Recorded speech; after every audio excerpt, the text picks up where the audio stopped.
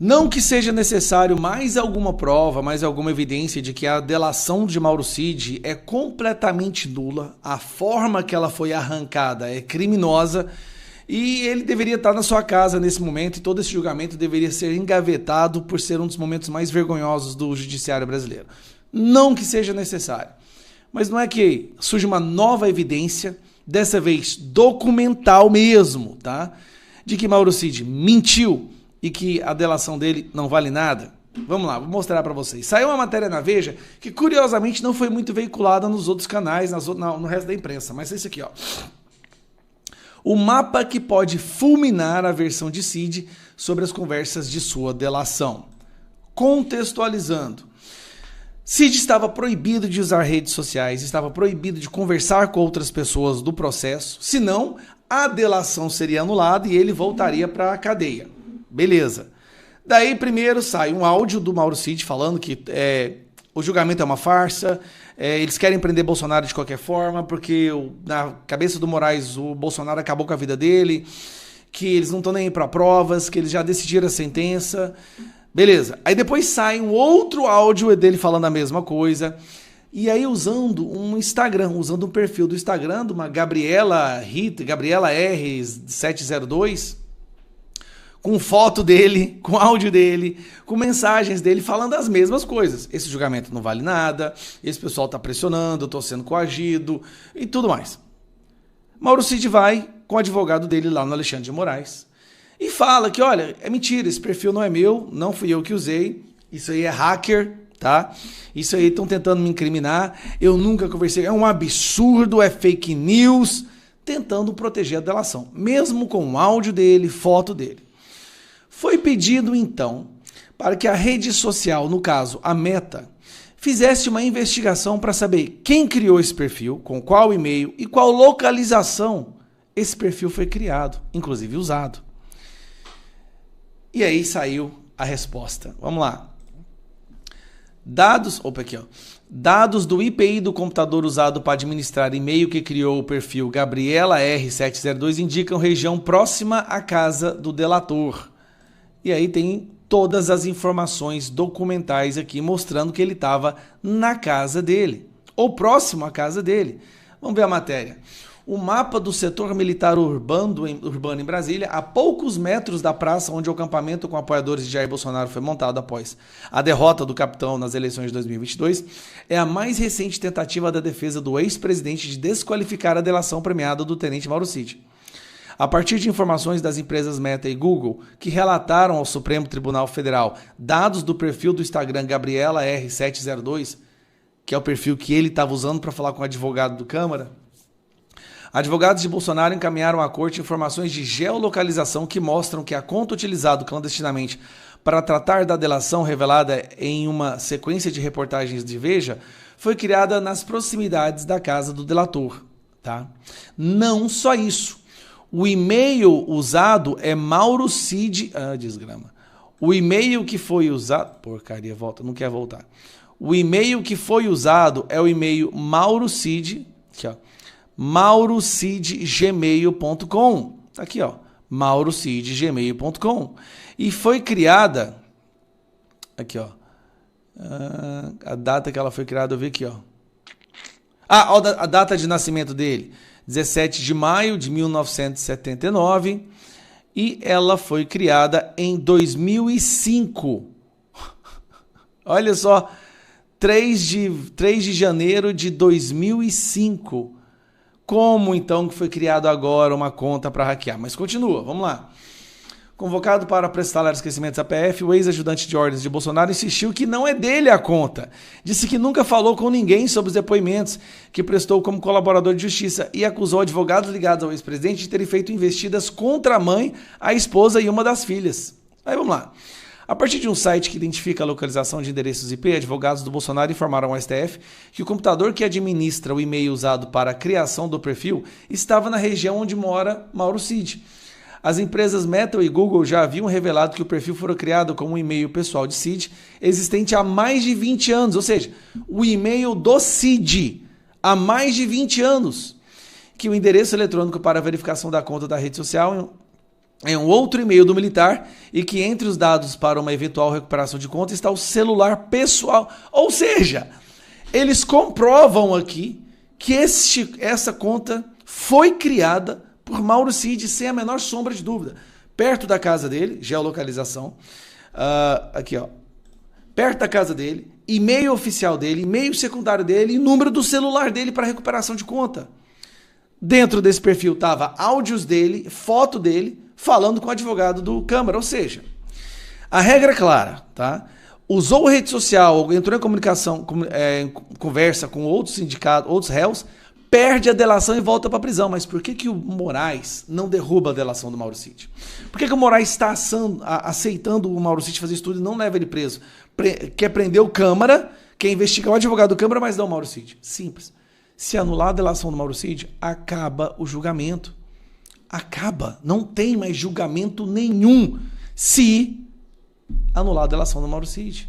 Então ele sabe que o Brasil inteiro sabe que ele foi coagido, intimidado, intimidação para cima da família, tortura psicológica, mentiu, várias versões da delação, mas é a delação do Mauro Cid que é preciso mais do que tudo para poder prender o Bolsonaro. Por mais que você não goste do cara, é perigoso você quase ficar com pena dele. Eu tô falando do Lula. Mas olha só, deixa eu te explicar. Essa semana saiu uns artigos em veículos de grande alcance mundial, The Economist, Wall Street Journal, falando do distanciamento do Brasil do cenário mundial e a aproximação do governo brasileiro com ditaduras fundamentalistas, terroristas. E aí o Brasil passou a vergonha de redigir uma cartinha-resposta para uma revista do Reino Unido. O nosso Itamaraty, Márcio Vieira, foi lá e se deu o trabalho de tentar defender o Lula como ninguém tem a autoridade moral do Lula. Lula está no desespero de tentar resgatar o mínimo, mas realmente o mínimo de protagonismo no cenário internacional. O mundo inteiro já percebeu que o Lula é um senil, tá? Um processo de degradação, se aproxima de terroristas, corrupto, deveria estar preso. Pois bem, Lula quer usar eventos onde há participação de líderes internacionais para tentar simular uma espécie de protagonismo. Passou vergonha no G7, foi completamente ignorado. No evento da ONU, teve seu microfone cortado e foi impedido de entrar no evento que estava Joe Biden. E assim, uma vergonha após a outra. Agora, na Argentina, levou uma comida de rabo do Milei, quando o Milei fala que o PCC, o Comando Vermelho, se tornou um perigo para a América Latina inteira. Aí o Lula pensou assim, agora, na cúpula da BRICS, que vai ser no Rio de Janeiro, que está sendo no Rio de Janeiro, amanhã, aliás, eu vou resgatar o protagonismo. Mas vamos lembrar o que é o BRICS. BRICS é um conjunto dos países emergentes, que está ali, Brasil, Rússia, China, Índia e África do Sul. Só que tem um problema. Ninguém veio. Um evento completamente esvaziado. Vamos analisar o porquê que ninguém veio. Primeiro está aqui, ó. Lula é anfitrião de BRICS esvaziado em pós-guerra e sob ameaças. Está uma matéria interessante aqui, ó. Cadê a porcaria que não está aparecendo?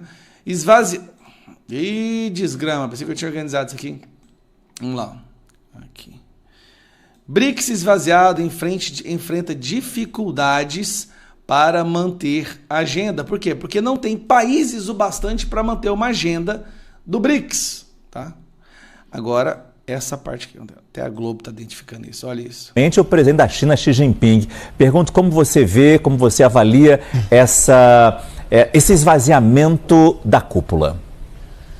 Boa noite. A não vinda do Xi Jinping foi causada pelo presidente Lula. Lula cometeu mais uma gafe internacional? O presidente Lula convidou o primeiro-ministro da Índia, Narendra Modi, para um jantar oficial de Estado. Em reuniões de cúpulas multilaterais, destacar um líder para um tratamento especial como esse por parte do anfitrião gera um constrangimento nos outros participantes. E no caso, a China é adversária da Índia.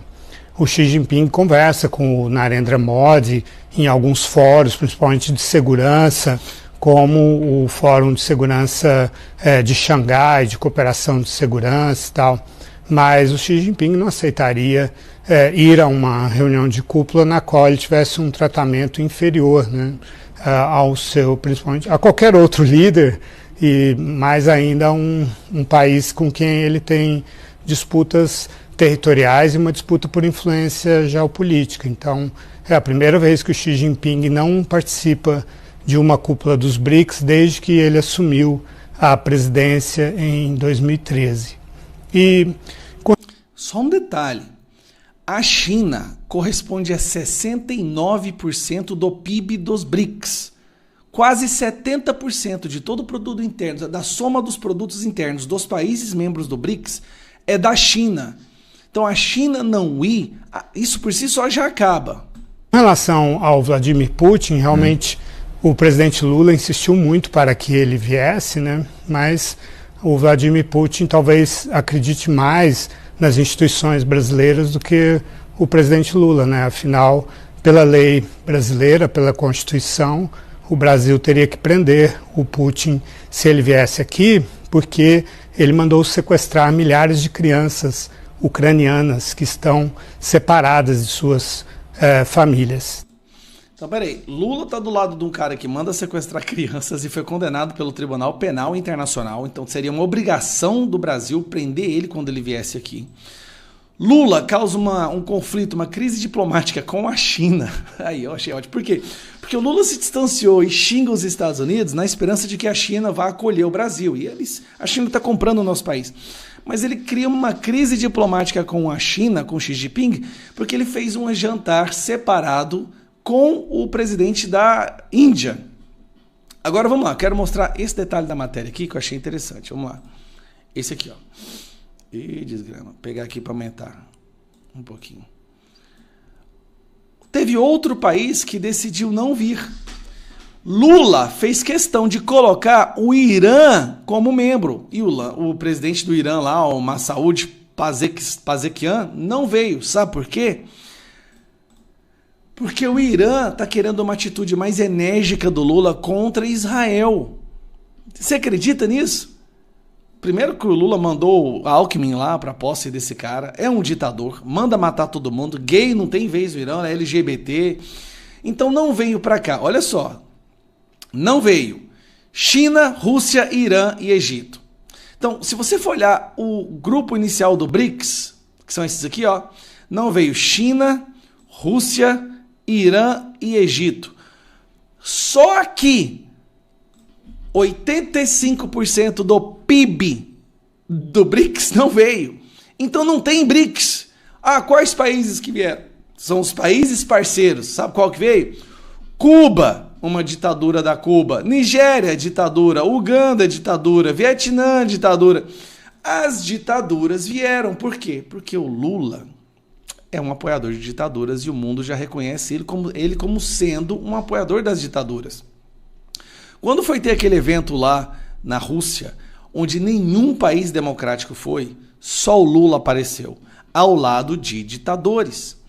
Então Lula tentou fazer desse evento um evento para resgatar um pouco do seu protagonismo e deixar de ser visto como um anão diplomático. Bom, ele deixa de ser visto como um anão diplomático e passa a ser visto como um inexistente, um nada diplomático. Porque o mundo já reparou algumas coisas. Lula tá gagá, não sabe mais o que faz, se aproximou só de país podre, ditador, sanguinário, narcotraficante. E também, ninguém quer fazer uma reunião com um líder de um país que dentro de poucos meses vai estar fora do poder. Já não manda, já não tem controle do Congresso, não consegue aprovar nada. E todo mundo já entendeu que ele vai ser jogado para fora do poder. E ninguém quer andar com uma pessoa que sabe que não tem mais o que falar, que não tem como negociar. Bom, e para você poder saber sempre o que está acontecendo de verdade, para você realmente acompanhar, além das fake news e o que acontece de verdade, eu vou estar sempre dizendo aqui para vocês, gente, o melhor fonte de informação hoje no Brasil é, sem sombra de dúvidas alguma, essa aqui, ó, Gazeta do Povo. Gazeta do Povo é onde eu tiro as minhas principais informações. Aqui, sabe quem que escreve para a Gazeta do Povo? Deixa eu contar. Nicolas Ferreira, Deltan Dallagnol, Cristina Grêmio. As melhores mentes do Brasil hoje, tá? São eles que são os escritores, os jornalistas aqui da Gazeta do Povo.